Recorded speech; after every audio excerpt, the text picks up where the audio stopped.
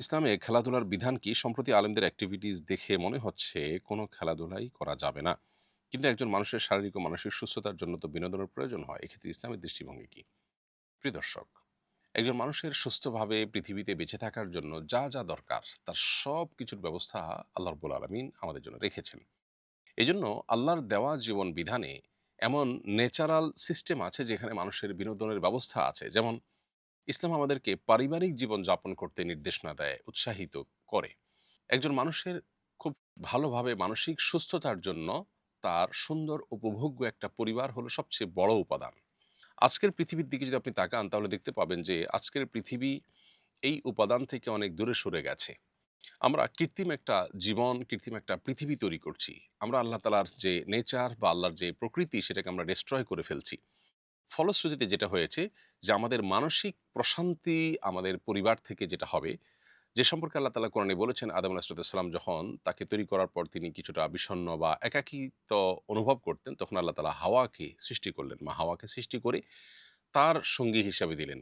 এবং আল্লাহ বলেছেন এর কারণ হিসাবে লিতাসকুনু ইলাইহা, যাতে করে তুমি তোমার সঙ্গিনীর কাছে তার সঙ্গে কাটানো সময়গুলো বা তার সঙ্গে থেকে তুমি যেন আন্তরিক এবং মানসিক প্রশান্তি যেন লাভ করতে পারো।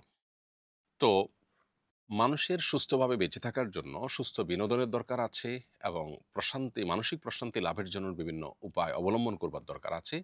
এই উপায়টা যদি ন্যাচারাল হয়, আল্লাহর দেওয়া সিস্টেমের মধ্যে মানুষ যদি এই উপায়টা খোঁজার চেষ্টা করে, তাহলে সেক্ষেত্রে সেটা মানুষকে প্রকৃত অর্থে মানসিক সুখ দিতে পারে।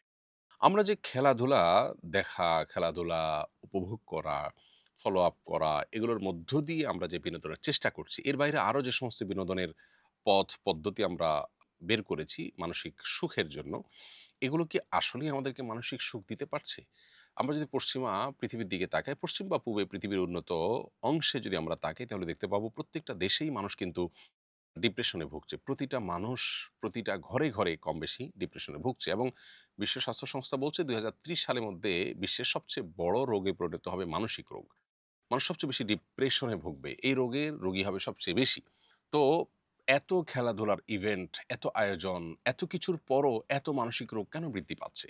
কারণ হলো আল্লাহ রাব্বুল আলামিন আমাদেরকে মানসিক প্রশান্তির যে পথগুলো বাতলে দিয়েছেন সেগুলো থেকে আমরা সরে আসছি এবং নিজেরা কৃত্রিম মানসিক সুখের বিভিন্ন পথ আমরা খোঁজার চেষ্টা করছি। এগুলো আমাদেরকে আরো বেশি অস্থির করে দিচ্ছে। এগুলো আমাদেরকে আরো বেশি ডিপ্রেসড করে দিচ্ছে। এটা হলো বাস্তবতা। এবার আসুন, ইসলামে কি আসলে খেলাধুলা নিষিদ্ধ? উত্তর হলো না। ইসলামে খেলাধুলা নিষিদ্ধ না। বিশেষ করে শারীরিক কসরত হয়, শারীরিক ব্যায়াম হয়, সেরকম খেলাধুলাকে ইসলাম উৎসাহিত করে। নবী করিম সাল্লাল্লাহু আলাইহি ওয়াসাল্লাম নিজে দৌড়াদৌড়ির প্রতিযোগিতায় তিনি অবতীর্ণ হয়েছেন তার স্ত্রী আয়েশা রাদিয়াল্লাহু তাআলা আনহার সাথে। এবং অন্যদের যে প্রতিযোগিতা যেগুলোতে শারীরিক কসরতের ব্যাপার ছিল বা আপনার যে প্রতিযোগিতা বা যে খেলাধুলা মানুষের কাজে লাগবে এরকম বিষয় ছিল।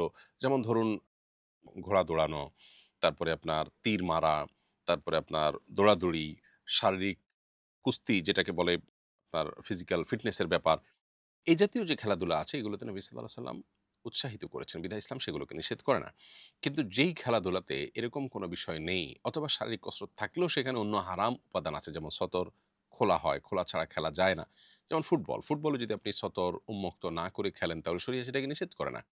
এবং সেখানে যদি জুয়া না থাকে, শরিয়া সেটাকে নিষেধ করে না। সেখানে যদি হারাম কোনো উপাদান না থাকে, শরিয়া সেটাকে নিষিদ্ধ ঘোষণা করে না। আপনি সেরকম করে ক্রিকেট, ফুটবল এগুলো সবগুলোই খেলতে পারেন। কিন্তু যখনই এটা বিভিন্ন হারাম উপাদানে ভরে যাবে অথবা যখনই এটা খেলার চাইতে বড় কিছু হয়ে যাবে, আপনার সিরিয়াসনেস যখন এদিকে চলে যাবে, আপনার ইবাদত বন্দেগীতে যখন মনোযোগ কমে যাবে, আপনার এদিকে যখন পূর্ণ মনোযোগ হবে, তখন শরিয়ার বিধিনিষেধ সেখানে চলে আসার পথ খুলে যায়। তো এইজন্য এই বিষয়গুলোকে মাথায় রেখে শরিয়া আসলে খেলাধুলার অনুমোদন দিয়েছে। এছাড়া যে সমস্ত খেলাধুলায় শারীরিক কসরত নেই, যেমন ধরুন আপনার পাশা খেলা, দাবা খেলা, লুডু খেলা, এগুলোকে শরিয়া নিরুৎসাহিত করেছে এবং এগুলা সমস্ত ফুকাহা একরামের ঐক্যমতেই ইসলামী শরিয়ার দৃষ্টিকোণ থেকে নিষিদ্ধ। কারণ এগুলোতে আসলে কোনো শারীরিক বা মানসিক কোনো প্রশান্তির বিষয় না, বরং এগুলোতে মানসিক আরো কষ্ট মানুষের বাড়ে, আরো বেশি ডিপ্রেসড মানুষ হয়, আরো বেশি অশান্তিতে থাকে। আপনি দেখবেন সমাজে এ জাতীয় খেলা বিশেষ করে যখন জুয়ায় পরিণত হয়, ক্যারাম বোর্ড থেকে নিয়ে, তাস থেকে নিয়ে বিভিন্ন রকমের খেলা, এগুলোতে যারা খুব বেশি মগ্ন থাকে এরা মানসিকভাবে অনেক বেশি সুখী থাকে না। এরা বরং সমাজের খুব দুঃখে থাকা মানুষজন, খুবই আপনার আগোছালো জীবনযাপন যাদের যাদের জীবনে তেমন কোনো পরিকল্পনা নাই, সুন্দর গোছানো কোনো জীবন নাই, এই মানুষগুলোকে দেখবেন মূলত আপনি এসবের ভেতরে মজে থাকতে। অতএব খোলাসা কথা হলো ইসলাম খেলাধুলা নিষিদ্ধ নয়। ইসলামে খেলাধুলার অনুমোদন রয়েছে যদি সেখানে শারীরিক কসরত থাকে, সেখানে যদি হারাম কোনো উপাদান না থাকে। এই ২ শর্তে খেলাধুলাকে ইসলাম অনুমোদন করে। আর সুস্থভাবে বেঁচে থাকার জন্য এ সমস্ত খেলাধুলা বা এ সমস্ত আয়োজনগুলো এর বাইরেও আল্লাহ রাব্বুল আলামিন আমাদেরকে ন্যাচারাল বহু সিস্টেম দিয়ে রেখেছেন, সেগুলোকে আমরা পরিবর্তন করছি। পরিবার ব্যবস্থাকে আমরা ভেঙে ফেলছি। একাকী জীবনযাপন করাকে উৎসাহিত করা হয়। উন্নত দেশগুলোতে দেখবেন যে একটা বয়সে চলে যাওয়ার পরে ছেলেরা মা-বাবার থেকে, মেয়েরা মা-বাবার থেকে আলাদা হয়ে থাকাটাকে অ্যাপ্রিশিয়েট করা হয় এবং যার মতো থাকার ব্যাপারটাকেই অ্যাপ্রিশিয়েট করা হয়। পরিবার থেকে মানুষ যখন দূরে সরে তখন মানুষের নানাবিধ অশান্তি শুরু হয়। পরিবারের বাইরেও মানুষের মানসিক প্রশান্তির জন্য আরো বহুবিধ আল্লাহর ব্যবস্থাপনা আছে, কুদরতি ব্যবস্থাপনা আছে, প্রাকৃতিক ব্যবস্থাপনা আছে। সেগুলোকে আমরা ডিস্ট্রয় করে ফেললে কখনোই আমরা প্রকৃত অর্থে মানসিক শান্তি অর্জন করতে পারবো না। আমি সারা বছর নানা জিনিস ফেরি করে বিক্রি করি। এ দিয়ে সংসার চালাই। বিশ্বকাপ উপলক্ষে বিভিন্ন দেশের জার্সি বিক্রি করি। এটি জায়েজ হচ্ছে কিনা? মৌলিকভাবে জার্সি বিক্রি করা নাজায়েজ কোনো বিষয় নয়। আপনি এটা বিক্রি করতে পারেন। কারণ জার্সি এমন কিছু না যেটা মৌলিকভাবে কোনো হারাম। এটার ব্যবহার কারণে এটি উত্তম, অনুত্তম এবং বিভিন্ন বিধানের জন্য প্রযোজ্য হতে পারে। এটা পরে নামাজ পড়া না পড়ার বিষয়গুলো আসতে পারে। বাট মৌলিকভাবে এটা কোনো হারাম বিষয় নয়। বিধায় এটার কেনাবেচা আপনার জন্য করা জায়েজ হবে। এটা নাজায়েজ কোনো ব্যবসা হবে না। তো আমি মানত করেছিলাম আমার গর্ভস্থ সন্তানটি জন্মগ্রহণ করলে এবং সুস্থ থাকলে আমি একটি ছাগল জবাই করে এলাকাবাসীকে খাওয়াবো। কিন্তু ৪ দিনের মাথায় সন্তানটি মারা যায়। এখন কি মানতটি আমার পূর্ণ করতে হবে? প্রিয় দর্শক, গর্ভস্থ সন্তান জন্মগ্রহণ করলে এবং সুস্থ থাকলে আমি অমুক কাজ করব। এই কথা বলার মধ্য দিয়ে মূলত আপনি শর্ত আরোপ করেছেন মানতের জন্য যে সন্তানটা জন্ম নিবে এবং সুস্থ থাকবে। যেহেতু সন্তান জন্মের পর মারা গেছে, সুস্থ থাকা বা বলতে সুস্থভাবে বেঁচে থাকা বলতে আপনার অন্য ১০ টি সাধারণ সন্তানের মতো যদি সে বেঁচে থাকে, সেটাই উদ্দেশ্য হয়ে থাকে। তাহলে সেক্ষেত্রে আপনার সন্তান যেহেতু বেঁচে থাকেনি, সেজন্য আপনার মানত পূরণ করা আবশ্যক হবে না। আমি বাস সেক্টরে কাজ করি। আমার অধিকাংশ নামাজ সফর অবস্থায় হয়ে থাকে। সবসময় নামাজ কাজা হয়। এভাবে সবসময় কাজা নামাজ আদায় করে নামাজ হবে কিনা? এছাড়া আমার কাছে আর কোনো বিকল্প তো নেই। উত্তর হলো যে, আপনি যদি বাসে কাজ করেন, তাহলে সেক্ষেত্রে সফর অবস্থায় থাকলে আপনি সফরের নামাজ পড়বেন এবং সফর অবস্থায় নামাজ পড়ার যে বিধিবিধান সেগুলো প্রযোজ্য হবে, সেগুলোকে আমল রেখে আপনাকে ওয়াক্তমতো নামাজ পড়ার জন্য সচেষ্ট থাকতে হবে। যদি বলেন যে, "না, আমি সময় মতো নামাজ পড়তে পারি না, বরং আমি সফরে থাকার কারণে নামাজ কাজা হয়ে যায়।" তাহলে সেক্ষেত্রে নিয়মিত যদি এরকম হয়, তাহলে সেক্ষেত্রে এই জব সুইচ করে আপনাকে অন্য কোনো জবের প্রয়োজনে যেতে হবে।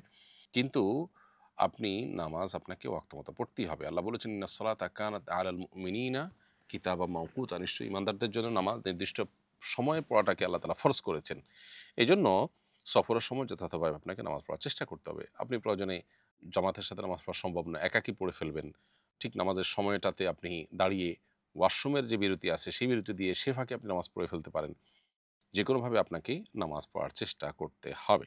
গ্রামের ছেলেরা আমার দোকানের সামনে বড় পর্দায় খেলা দেখার ব্যবস্থা করতে চাচ্ছে।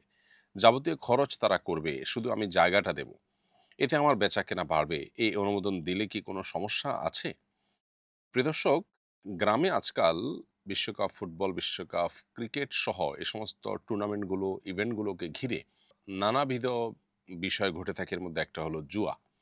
আর্থিক লেনদেন, বাজি ধরাধরির বিষয় এটি ব্যাপকভাবে ঘটে থাকে। এরকম কোনো হারাম উপাদান যদি সরাসরি সম্পৃক্ত হয়, তাহলে সেক্ষেত্রে সেখানে জায়গার ব্যবস্থা করা আপনার জন্য জায়েজ হবে না। কারণ সেটি সূরা মায়েদা ২ নম্বর আয়াতের আলোকে অন্যায় এবং পাপ কাজে সহযোগিতার শামিল হবে। আল্লাহ বলেছেন, "ওয়ালা তাআবানু আলাল ইসমি ওয়াল উদওয়ান" তোমরা পাপ এবং সীমা লঙ্ঘনের কাজে কেউ কাউকে পারস্পরিকভাবে সহযোগিতা করো না। এর বাহিরে সেখানে বড় পর্দায় তারা খেলা দেখতে গিয়ে আরো যে সমস্ত গুনাহ নিশ্চিতভাবে হবে। যেমন আপনার সেখানে খেলার ফাঁকে অ্যাডভার্টাইজ আসবে। সেই অ্যাডভার্টাইজ গুলো তারা দেখবে ইচ্ছা অনিচ্ছায় হোক। সেখানে মিউজিক বাজবে। হারাম বহু উপাদান সেখানে যুক্ত হবে। তো সে বিষয়গুলোর কারণে অবশ্য আপনার এই জায়গা দেওয়াটা হারাম হবে কিনা সেটা বলা কঠিন। একেবারে সরাসরি হারাম বলে দেওয়া এক্ষেত্রে কঠিন। কারণ সেগুলো আসলে তাদের মূল উদ্দেশ্য না এবং সেগুলো এভয়েড করার উপায় থাকতে পারে। হতে পারে কেউ মিউট করে রাখলো ওই টাইমটাতে। হতে পারে কেউ চোখের হেফাজত করলো। শুধু খেলার অংশটা দেখলো। খেলার অংশ দেখলে আবার উন্মুক্ত সতর দেখার একটা বিষয় আছে, সেটারও কেউ না দেখে শুনতে পারল। অর্থাৎ এখানে অনেক সম্ভাবনা থাকার ফলে এটাকে সরাসরি হারাম এক কথায় বলে দেওয়াটা কঠিন। তবে জুয়ার আয়োজন যদি সেখানে থাকে এবং এটাকে ঘিরে যদি তরুণরা, কিশোররা জুয়ায় জড়িয়ে পড়ে, এটুকু যদি নিশ্চিত হন আপনি, তাহলে সেক্ষেত্রে এটা দেওয়া আপনার জন্য হারাম হবে, সেটা বলার অপেক্ষা রাখে না।